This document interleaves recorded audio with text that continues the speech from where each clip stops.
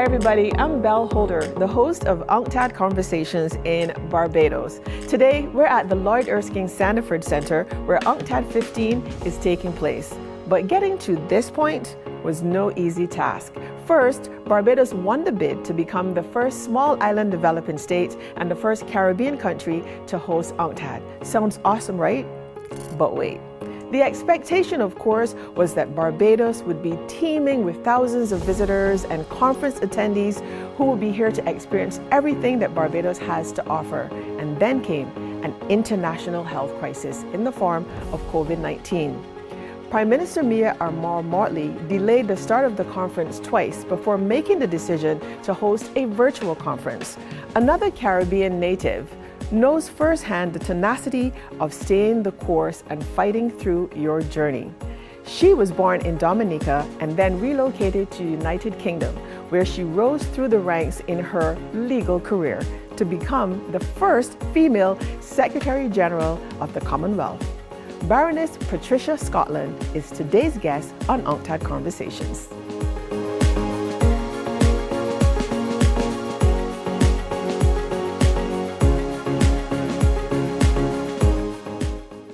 First of all, let me say welcome to Barbados. I think it's important to let people know that it was actually your native Dominica that nominated you for the post of Secretary General of the Commonwealth. What does that mean to you? Well, that meant everything to me because, I was born in Dominica and I grew up mainly in the United Kingdom. But what happens for so many of us in the diaspora is that once you go in through your front door, that is Dominica. So I spoke Creole, the food, the people, the music, and it was always home for me. So to have my own country of birth nominated me, it meant everything to me, but also I made it so special because of my parents. And my father's Antiguan, my mother's Dominican. And for my region to do this, it was very special indeed. Yeah. I know that often what happens generationally, sometimes you get farther and farther away from the island. How have you been able to introduce Dominica to your children? Well, as soon as my children were born, I made sure that we came home every year. Nice. My parents lived in Dominica, my cousins are there, and of course now my parents are buried in Dominica. And so my children were backwards and forwards. I wanted them to be, yes, British, but absolutely Caribbean and to understand their Dominican roots. And they loved it. They love Dominica as much as I do, so they are a bit of both. Yes, nice. I believe in the power of positive examples. As a pre-law student, you were told that you should consider a different path because you had two major obstacles, that's being a woman and being Black. You did not take heed and you made your own choices. When you look back on that now, well, how do you feel? Like, what do you tell yourself all these years later about that experience? I feel very grateful that I had the parents and family I had, because my mother and father said, you do not let other people define you. By God's grace, you can do anything that He puts in your hands to do.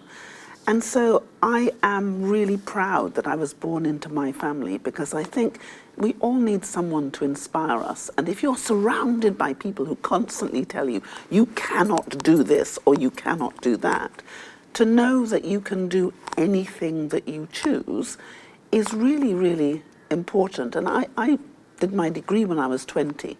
So people said I was too young.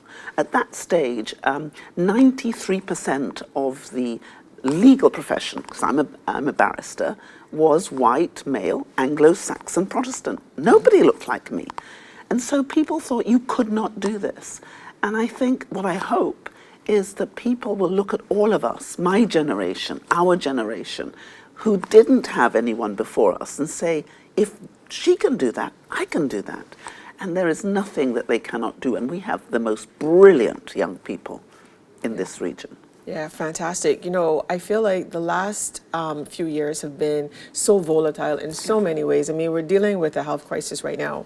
One of the things that certainly emerged was the Black Lives Matter movement, and it was international. It wasn't just the United States. It had an impact in the Caribbean. It had an impact in the United Kingdom. What Everywhere. is your response to the Black Lives Matter movement? Well, I was so saddened because those of us of my generation thought we had fought those fights and that we had won, and that the next generation of black young people in particular would not have to take to the streets, would not have to protest in the way they did. So I felt really so saddened that we were still doing this. But there was one thing that made me feel happier. Because when we were protesting, when I was young, we were having to persuade people that equality was a right. Mm-hmm. But look at what happened on the Black Lives Matter. It was like this. People were out and they were saying all over the world, not in our name, not again. And so the difference is we weren't fighting about the fact this was wrong. We were fighting to make sure that other people recognized that it was wrong and it was never coming back. So I think for us in the Commonwealth, it was a challenging time. You know, we made a very strong statement. The Commonwealth is made up of 54 countries from 5 different regions. 60% of our population is under the age of 30. So if you look at that population right across the Commonwealth, we had in every single country people saying, up with this we will not put. And remember, it was the Commonwealth who had fought apartheid in a time when South Africa and racism was vibrant across the world. The Commonwealth, right back in the 1960s, were the ones saying, not in our name. Every person in the Commonwealth, black, white, it doesn't matter what your religion, your race, your creed, you are equal. And so I think it was the Commonwealth coming back again to say, we will stand together and we will not allow ourselves to be divided. Our humanity comes first. And seeking to uphold that humanity actually made me very proud of our Commonwealth and very proud that there was not one dissenting voice. And we made a statement and the world listened. But I think it also tells us you can't take your foot off that pedal. That's absolutely true. And I feel like it's okay to be, because some people, you know, there are some that would get emotional and you're caught up in the moment because it's trending. Mm-hmm. And I always feel like, how do we take all of this charged up emotion and response and turn it into political change? How do we do that? Well, I think what we have done is we have turned it into opportunity. Fairness isn't a word. Fairness is an action. So how do we take an opportunity to make things better for our young people? And that is absolutely what the Commonwealth is doing. And we're listening to young people because they're not just the leaders of tomorrow, they're the leaders of today. And if you have 60% of your population who is young, you have to have them round the table with you. You have to listen to them, and you have to act to support them. And this is what we did when we created the Youth Development Index. We went out and we assessed, so what are our young people doing? What do they need? How do we deliver and develop reality of equality so they can touch it, they can taste it, they can act it? And we have to be able to give them a better world. I mean, our generation have done badly. If you look at where we are now with climate change, this generation is the first generation to really suffer the impact of climate change. But look what we've done to them. They are the last generation to do anything about it, to change it. So when we're talking about 1.5 to stay alive in terms of climate change, it's not a myth for people in this region. It's the lived reality. We have had, in the last 4 years, 6 of the biggest hurricanes the world has ever seen. Look what Irma did to beautiful Antigua and Barbuda. Look what Maria did to my country of birth, Dominica. It destroyed 226% of our GDP. And what does that mean? It means when you land in your country, as I did on the first flight that could get me in after Dominica, I was heartbroken. I saw the greenest, most beautiful island in the world stripped naked. There was not even bark on our trees, not one piece of green, and so many people's houses were destroyed. Now, when you see that, and then when you see what happened to Bahamas, Dorian, that monster stayed for more than 36 hours, and the devastation, which I've just seen a couple of months ago, I went after Dorian, and I've just gone back as I'm coming here for Elsa. That is a lived reality for the people in this region. You don't have to tell us climate change is real. We are seeing it on our shores, we're seeing it diminished. And we are supposed to be big blue island states. We have 32 small states in the Commonwealth, but 25 are small island developing states, just like Barbados. Right. Okay, so we're going to take a commercial break and we're going to come back and continue this conversation. We'll be right back with more on UNCTAD Conversations.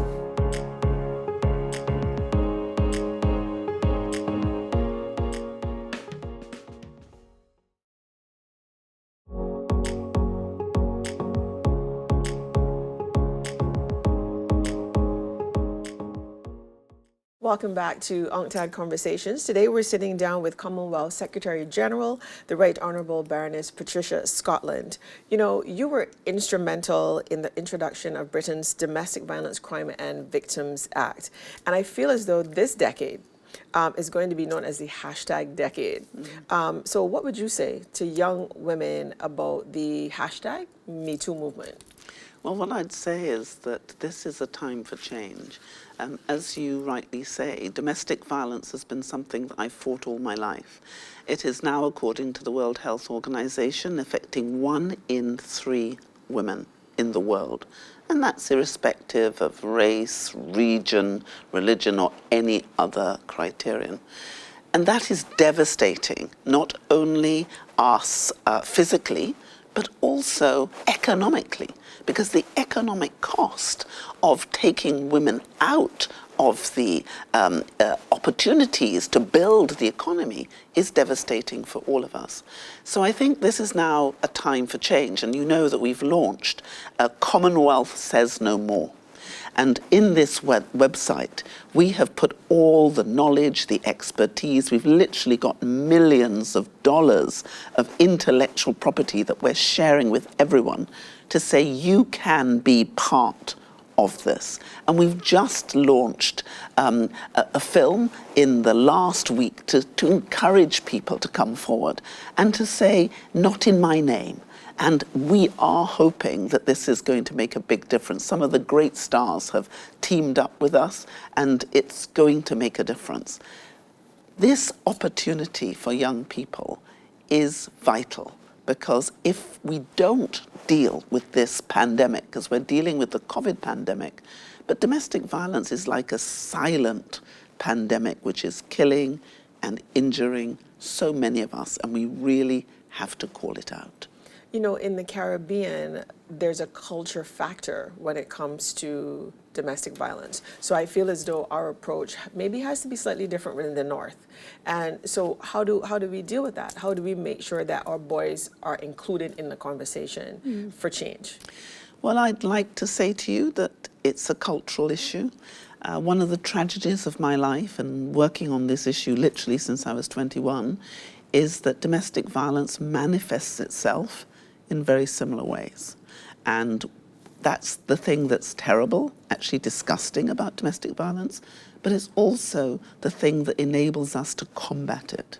Because if it is a question of power, then if one of us finds a way of dealing with it, other of us can copy. So, for example, when I was the minister responsible for this issue in the British government, we reduced domestic violence by 64%, and we saved £7.1 billion by way of economic costs. So for every £1 we spent, we saved 6.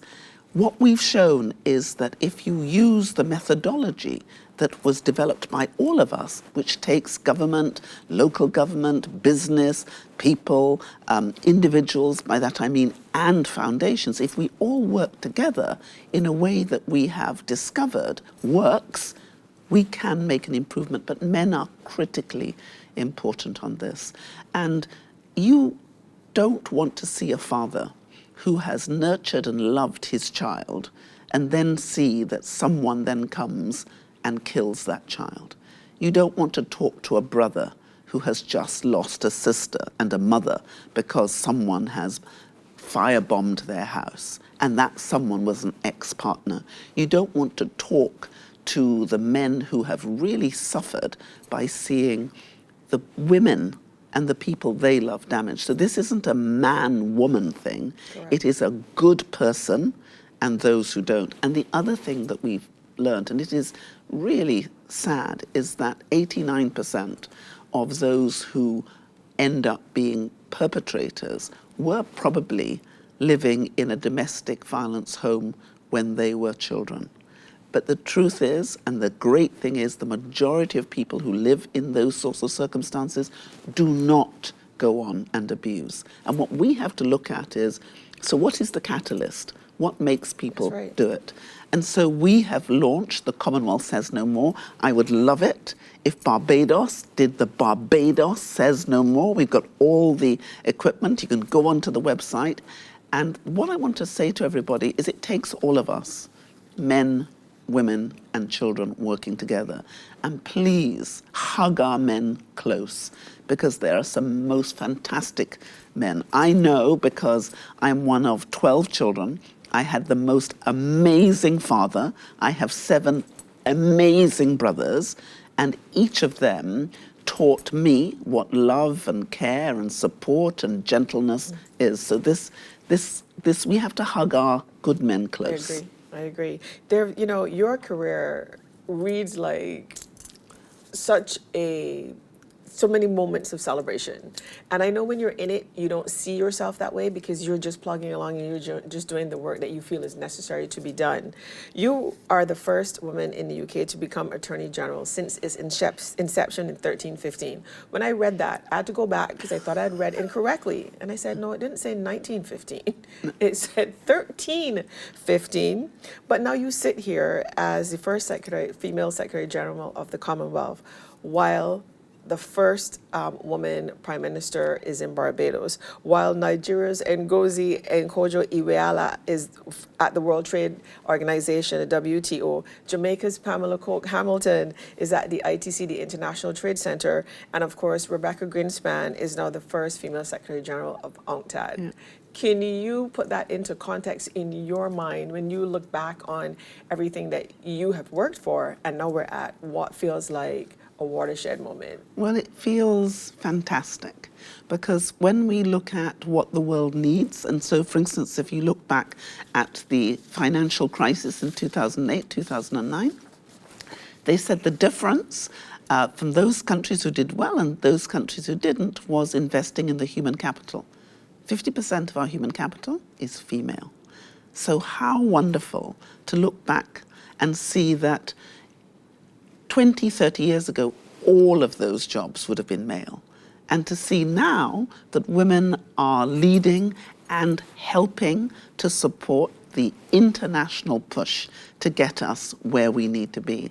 And I felt huge pleasure when I stood not only with Carla Barnett, who is now the first female Secretary General of CARICOM, but we stood with Billy Miller. There's a photograph which I will treasure. It's Carla Barnett, Billy Miller, and me. In the past, if you think about Dame Billy Miller, she was the Deputy Prime Minister, and Carla's job and my job, all of those jobs used to be male. And it was a very special moment. And your Prime Minister is just the most wonderful exemplar for women today. She's dynamic, she's caring, loving, kind, and so smart. So I think for those who said women can't do the job, I think maybe we can. What would you say has been one of the biggest hurdles for you throughout your career? I think it's probably people thinking that you can't do it. You know, you spoke right at the beginning about what people told me when I was really young. And they said, you don't see black women doing these jobs. That's not for you. They thought what was for me was to be working in a supermarket, and if I worked really well, I might become a supervisor. Now, that's a good, honorable job, and there is no disgrace in that at all, but that wasn't for me. So I think it just makes me think we've come a long way, and I want all those little girls who are being told you can't do it, I want to say to all of them, oh, yes, you can. All right. Oh, yes, you can. We're going to take a commercial break, and when we come back, I want to focus on what are some of the biggest challenges for the small island developing states. Yeah. All right, we'll be right back.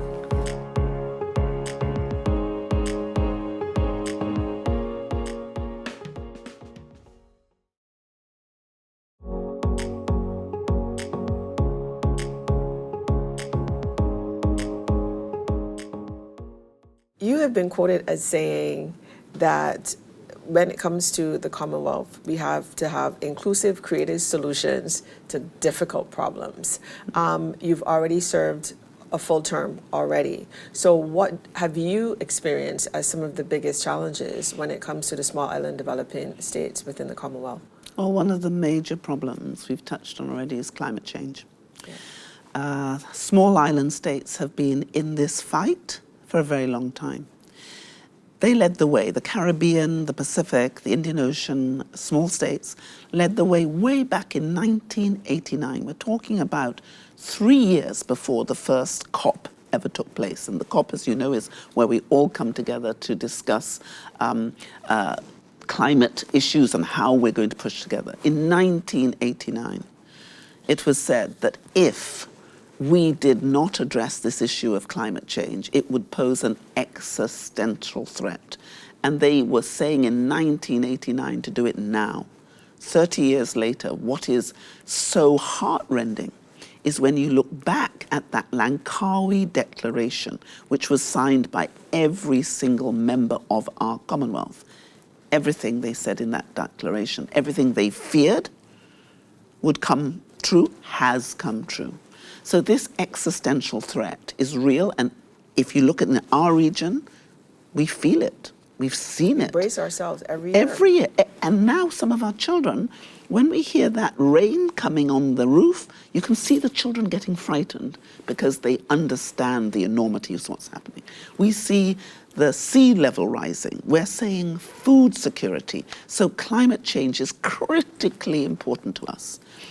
And when you look at the promises that have been made to say that we would have $100 billion worth of assistance, where is that money? And so we knew that our member states had to get their hands on that money. Adaptation is really important. How do we protect ourselves, not just for now, but for the future? You'll know that Antonio Guterres, myself, all of us have been saying at least 50% of that money has to be on adaptation to help us. But look at what's happened on debt. So climate change is one, but there's a direct correlation between the subject the suffering we've had from climate change and the amount of debt that we have incurred. Because when those hurricanes come, when we are hit by the drought, it doesn't take the debt with us.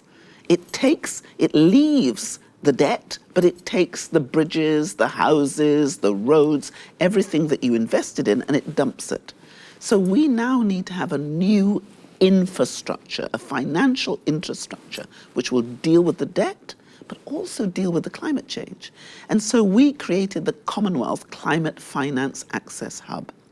And what that does is we put climate finance advisors in our countries to assist the countries to make the applications which will be successful. In the past, we were always making applications and they were never granted. We were spending millions of dollars trying to get at that money and we were not successful. Now we are. With just $1.5 million pounds. So, you know, the 1.5 to stay alive, that's all we had. We had 1.5 million. We've already delivered more than $44 million into the hands of our member states, but we have $760 million in the pipeline. But we've got to make practical things. I've been saying we've got Goliath-like problems, and the Secretariat's job, I think, is to make the perfectly weighted stone for David's sling. Right. And these are the things that we're doing, whether it's creating the disaster relief portal, teaching our people how do you deal with these issues, creating the sustainable debt tools, making the difference in very practical ways. Today, we are launching not just issues in relation to COVID-19, but we've got a database, because you'll know that COVID-19 has devastated all of us. Only 1.4% of the vaccines are going to our small states. Mm-hmm. And if we don't get everyone vaccinated, the variants are going to be the big problem, the big, big problem. And many of our states are saying, I can't get the vaccines, I can't afford it. So we've now launched today a database which is going to help our countries to identify where the goods are, where the medicines are, to give relief. Well, we're certainly going to need to leverage every inch of power, of advantages that we have against the COVID-19 pandemic. What do you see as the Commonwealth advantage? Well, the Commonwealth advantage is there in trade. Back in 2015, we identified what is it about ourselves. And what we discovered is because we speak the same language, because we have the same parliamentary structure, infrastructure, the laws are the same, it gives us a level of interoperability that other people didn't have. So in the beginning, it was 19%. We've just done a review, and remember that we've lost probably about $345 billion worth of trade as a result of COVID. But what we have seen is the Commonwealth advantage has survived and is growing. So that advantage is what we now need to use to help us to build back better. And it is there. We hope that we were almost at $700 billion worth of inter-Commonwealth trade before COVID hit us. We now hope, and we've lost a lot, an awful lot, about 1.5 trillion overall trade generally, but we believe we will be back up to intra-Commonwealth trade to 700 billion by next year.